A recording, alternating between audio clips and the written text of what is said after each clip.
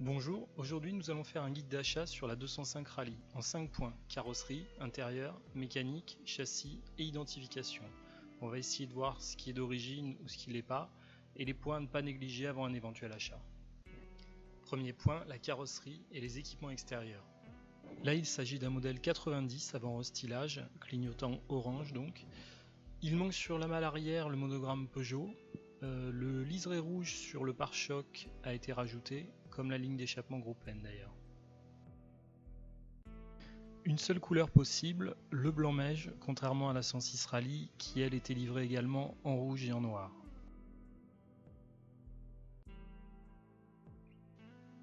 Les extensions d'ailes, ici des modèles riftés, non conformes à celles d'origine qui étaient plus petites et clipsées. Les jantes blanches en tôle de 13 pouces, caractéristiques de ce modèle, ici avec des Pirelli P600, mais on les trouvait également avec les Michelin MXV. 113 de 205 que l'on reconnaît au trou d'aération rond, contrairement aux jantes de 106 Rally, largement répandues sur la 205, qui elles ont des trous d'aération en forme de losange et qui sont en 14 pouces, ce qui permet un plus large choix de pneus, un meilleur refroidissement des freins et des pneus moins chers qu'en 13. La 205 Rally est assez peu sujette à la rouille, mais malgré tout, vérifiez le bas des ailes arrière, le fond de coffre, la malle arrière et les passages de roues.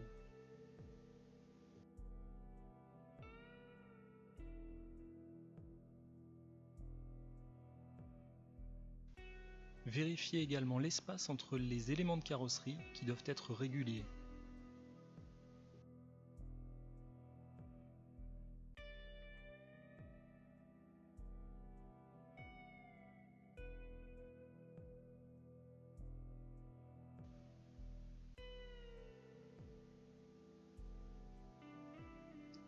Les logos de custode 1,3 litre Rally et la trappe à essence sans clé.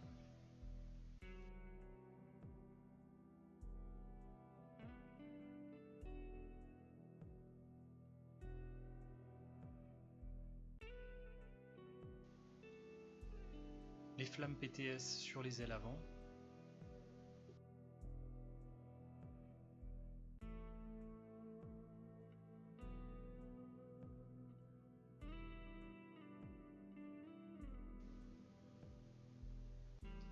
Des kits déco sont disponibles en refabrication à des prix très raisonnables.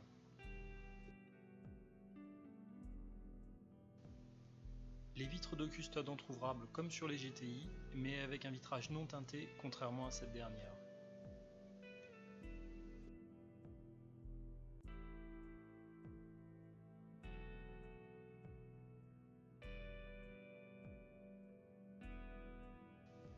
Pas de toit ouvrant sur les rallyes et un essuie-glace arrière en option.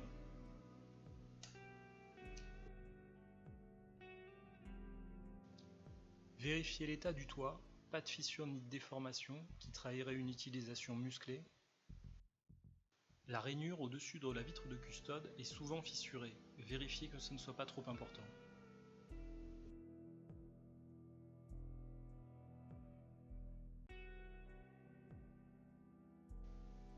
Idem pour la rainure du bas de l'aile arrière. Vérifiez l'état du pli de tôle sous le bas de caisse.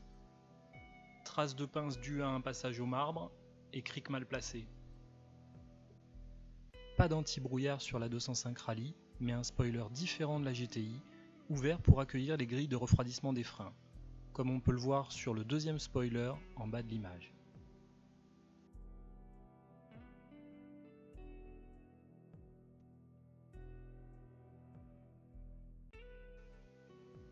Dans l'ensemble, l'extérieur de la 205 supporte assez bien le poids des années, surtout si elle a évité le tuning, le rallye et les mauvais traitements.